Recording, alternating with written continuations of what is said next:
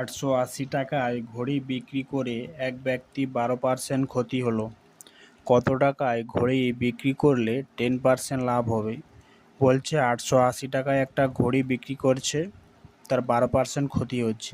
তাহলে তাকে যদি 10% লাভ করতে হলে কত টাকায় বিক্রি করতে হবে?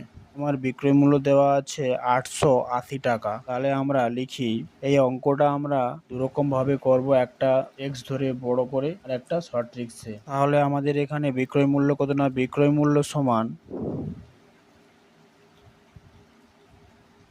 বিক্রয় মূল্য কত দেওয়া আছে, না বিক্রয় মূল্য 880 টাকা। আর প্রথমটার ক্ষেত্রে বলছে ক্ষতির হার। তাহলে ক্ষতির হার কত? ক্ষতির হার যেটা দেওয়া আছে সেটা আমরা তুলছি। ক্ষতির হার 12%। এবার যেহেতু আমরা ক্রয় মূল্য তো জানি যে কত টাকা দিয়ে কিনছি, না ধরি ক্রয় মূল্য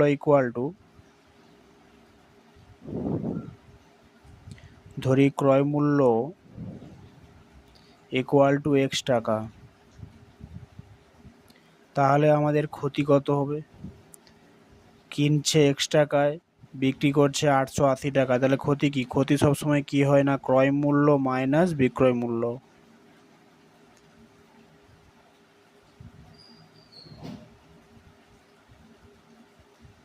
তাহলে এখানে ক্রয় মূল্য কত, না এক্স টাকা, বিক্রয় মূল্য 880 টাকা। তাহলে এখানে ক্ষতির হারটা আমরা বের করব, না ক্ষতির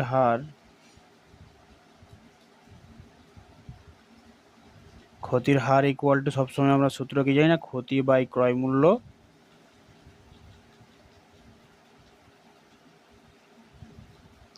ইন্টু 100%। তাহলে এখানে ক্ষতি কত দেওয়া ছিল, না এক্স মাইনাস 880 টাকা বাই ক্রয় মূল্য এক্স ইন্টু 100। এটা আমাদের ক্ষতি বেড়েছে। এবার আমাদের এক জিনিস লক্ষ্য করতে হবে যে এইখানে একটা ক্ষতির হার আমরা বের করলাম, আর কোশ্চেনে একটা ক্ষতির হার দেওয়া ছিল 12%। তাহলে এই দুটো ক্ষতির হারকে আমরা সমান করবো তার শর্তানুসারে।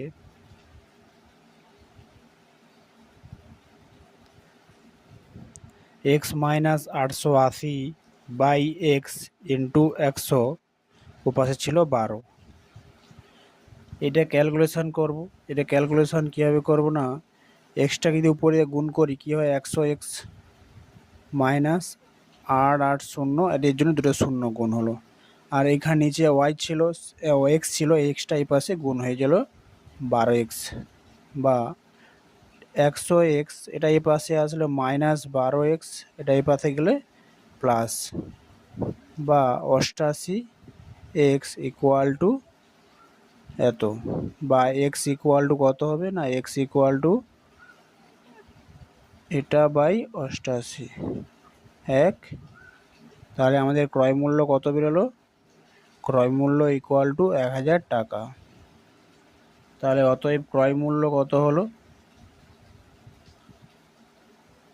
ক্রয় মূল্য ইকুয়াল টু 1000 টাকা। তাহলে আমাদের 880 টাকায় ঘড়ি বিক্রি করলে তার 12% ক্ষতি হয়। তাহলে সে কিনেছিল কত টাকা দিয়ে? 1000 টাকা। 1000 টাকা দিয়ে কিনে 880 টাকায় বিক্রি করার ফলে তার 12% ক্ষতি হচ্ছে। এবার বলছে কত টাকায় ঘড়িটি বিক্রি করলে তার 10% লাভ হবে। এখানে আমাদের বিক্রয় মূল্য বার করতে হবে, যেখানে লাভের হার 10% বলে দেওয়া আছে। তাহলে যেহেতু আমাদের বিক্রয় মূল্য জানি, তাহলে এখানে ধরি বিক্রয় মূল্য সমান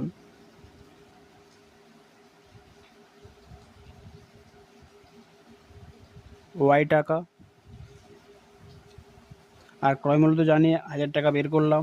এখান থেকে আমাদের লাভটা বের করতে হবে, না লাভ সমান কি হয়, না লাভ সমান বিক্রয় মূল্য মাইনাস ক্রয় মূল্য।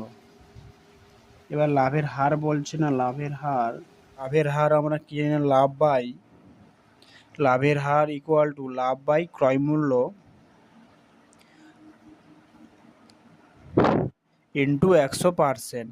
এটা আমাদের লাভের হারের সূত্র। এবার লাভ সমান কত আছে, না লাভ সমান ওয়াই মাইনাস 1000 বাই ক্রয় মূল্য কত, 1000 ইন্টু 100। এই শূন্য কাটলাম, তাহলে কত হলো? Y minus 1000 by 10%।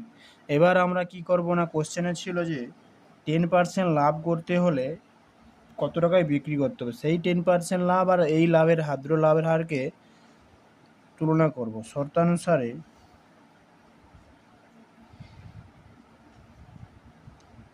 y minus 1000 by 10 equal to 10, বা y ইকুয়াল টু 100, এপাশে 1000 আসবে, ইকুয়াল টু কত হবে 1100 টাকা। তাহলে আমাদের ক্রয় মূল্য কত হলো না 1100 টাকা। তাহলে আমাদের 1100 টাকায় যদি আমি ঘড়িটা বিক্রি করতাম তাহলে আমাদের 10% লাভ হতো। এই অঙ্কটা যদি আমরা শর্টে করার চেষ্টা করি, তো যেহেতু বলে দিচ্ছে যে 800 টাকায় ঘড়িটির বিক্রি করে 12% ক্ষতি হয়, তাহলে কত, টাইপ 2-তে দেখি, এটা একদম শর্টে হবে। টাইপ 2 880 টাকা ইন্টু বলছে কত না 12% লাভ, বলছে যে 12% ক্ষতি, তারপরে বলছে 10% লাভ। যেহেতু 10% লাভটা আমরা উপরে রাখবো 100, তার উপর 10% লাভ। এবার নিচে কি হচ্ছে 100, 12% ক্ষতি মাইনাস 12, এটা ক্যালকুলেশন করলেই আমাদের উত্তর হয়ে যাবে এত ইন্টু 110 বাই 88, এইটা দিয়ে কাটলে 10 হবে, ইকুয়াল টু 1100 টাকা।